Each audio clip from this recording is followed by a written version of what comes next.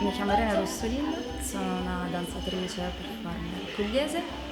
e presento ad Autunno Danza da Speech, frutto di una collaborazione tra me e Lisi Estaras, artista argentina di adozione belga, dei Ballets de la Baie. E il discorso, che non è solo, è solo parzialmente verbale, è piuttosto la ricerca di un rapporto diretto col pubblico al quale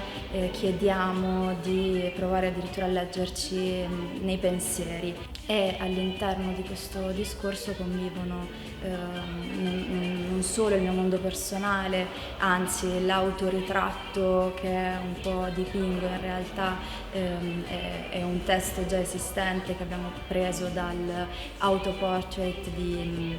Edouard Levé e che abbiamo preso, come dire, a spunto per tutta per il racconto frammentato che io faccio attraverso l'uso di vari linguaggi, ovvero la parola, il canto e il movimento. Ovviamente l'impianto musicale è molto importante, con Lisi abbiamo condiviso questo approccio nei confronti della coreografia, quindi non vista solo come